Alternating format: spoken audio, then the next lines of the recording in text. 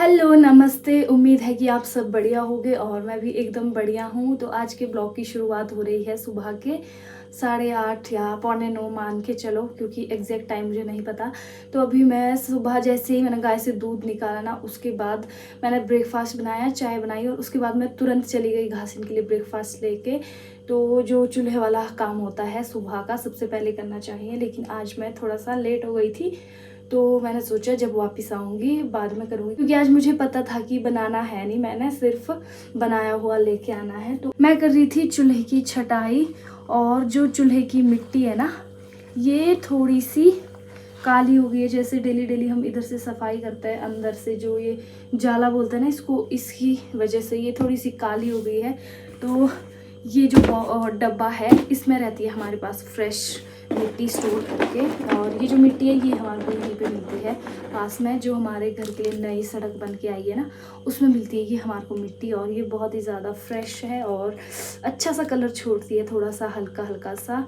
तो मैंने सोचा कि आज थोड़ी सी मिट्टी इसमें और मिक्स करते हैं और अच्छे से चूल्हे की सफाई करते हैं। तो अभी मैं ये वाली मिट्टी इसमें मिक्स करूँगी और इसमें मैंने पानी डाल दिया है पहले से। इसको थोड़ी देर घोलूँगी,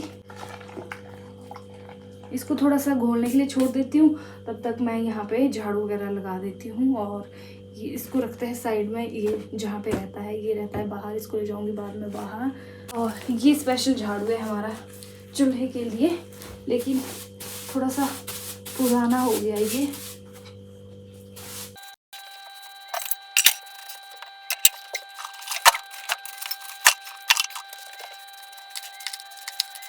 ये तो मेरी साफ सफाई हो गई है। तो सबसे पहले शुरुआत करूँगी मैं यहाँ से। और ये देख सकते हैं आप, मिट्टी कितनी ज़्यादा सुंदर है और चमकीली है। तो बाकी रिज़ल्ट आपको चूल्हा सूखने के बाद दिखेगा।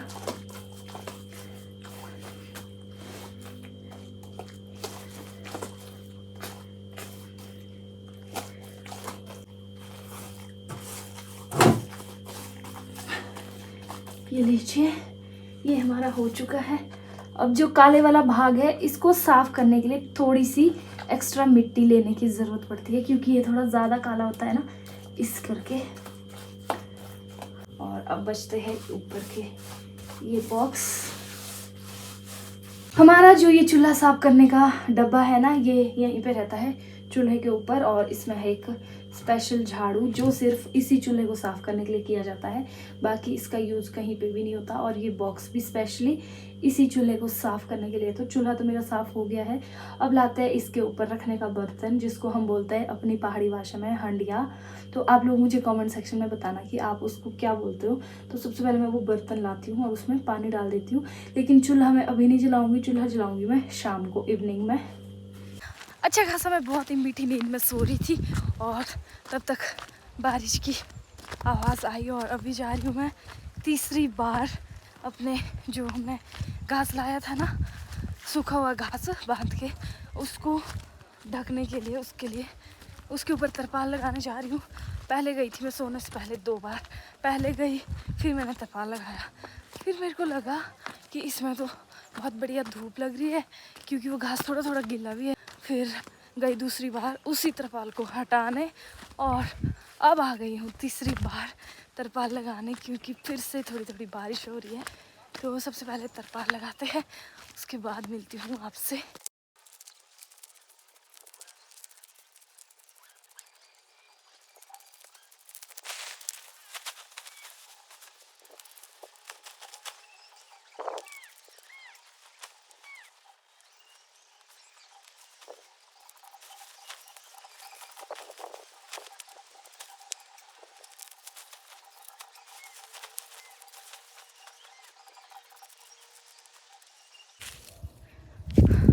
अभी मैंने घास थोड़ा सा इकट्ठा लगाया है और इसके ऊपर लगाऊंगी हल्का सा पत्थर, ताकि जो ये तरपाल है ये उड़ ना जाए। और फिर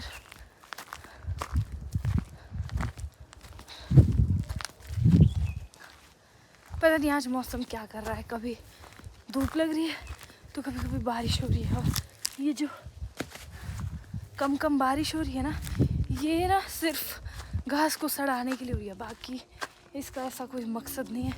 बाकी मैं आपको दिखा देती हूँ, यहाँ पे लगाया मैंने और कुछ हमने यहाँ पे लगाया है। इसके ऊपर भी तरपाल लगाया ताकि बीच से ये ना भीगे, और अगर साइड साइड से भीगता है फिर कोई फ़र्क नहीं पड़ता, पानी साइड साइड से नीचे आ जाएगा और बीच से नहीं भीगना चाहिए, फिर घास सड़ जाता है।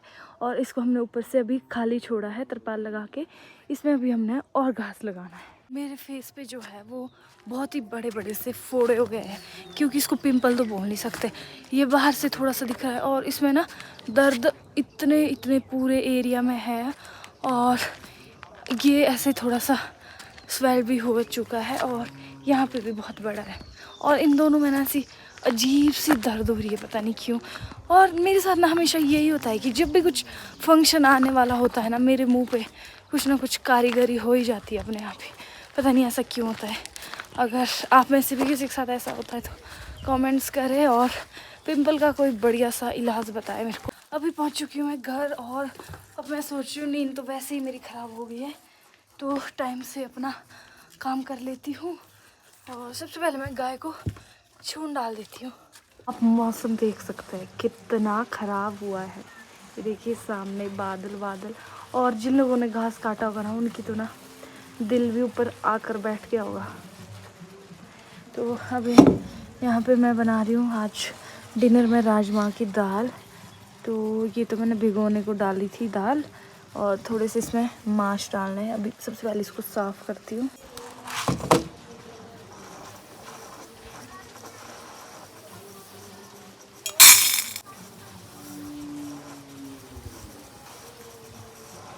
मांस जो है ना, ये थोड़े से पुराने हैं और सोसाइटी के हैं, तो इसमें छोटे छोटे से कंकड़ या मिट्टी होती है, इसलिए मैं इसको सावधानी से पहले साफ़ कर रही हूँ, बाद में इसको अलग से धो दूँगी राजमा के साथ मिक्स करने से पहले।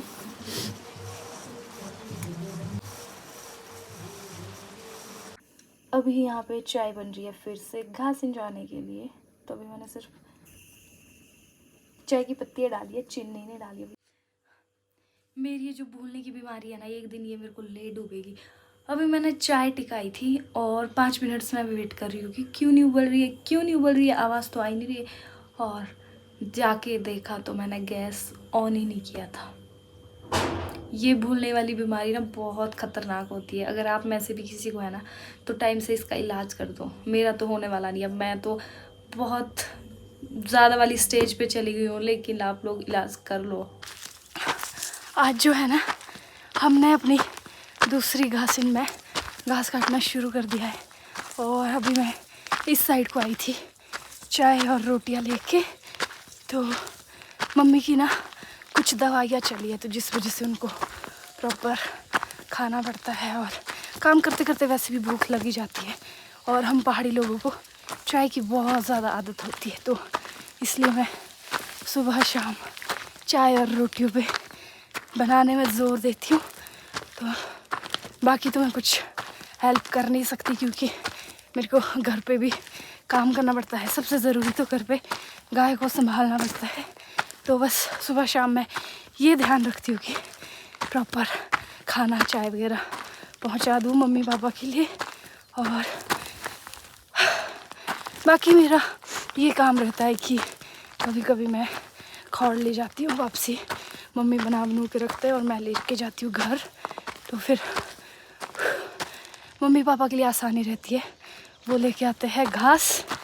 और अभी मैं जा रही थी घर, तो मुझे एक चीज़ याद आई कि लास्ट ईयर ना मैंने इसी घासिन से और इसी महीने से ब्लॉगिंग की शुरुआत की थी। तो आज मुझे यूट्यूब पे पूरा 1 साल बोल सकता है, लेकिन मैं जो ब्लॉगिंग है ना वो कंटिन्यू नहीं कर पाई थी। 1-2 महीने मैंने कंटिन्यू किया, उसके बाद मैं अपनी स्टडीज़ की वजह से कंप्लीट नहीं कर पाई। तो वैसे कहने को तो मुझे 1 साल हो गया है, बट मैंने लास्ट ईयर भी 2 महीने की होगी मुश्किल से।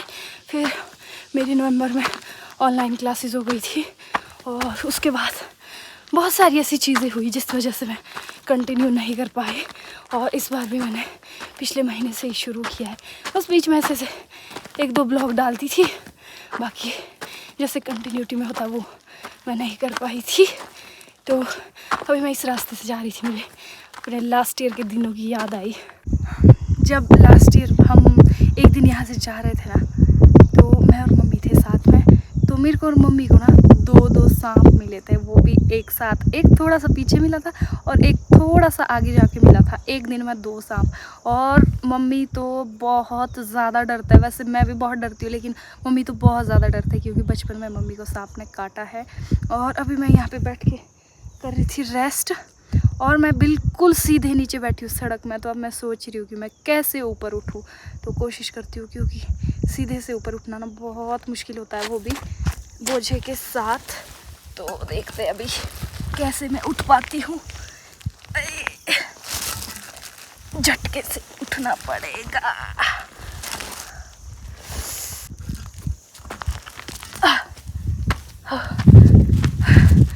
बहुत मुश्किल से उठी हूँ और घुटने नीचे टेक के उठी हूँ।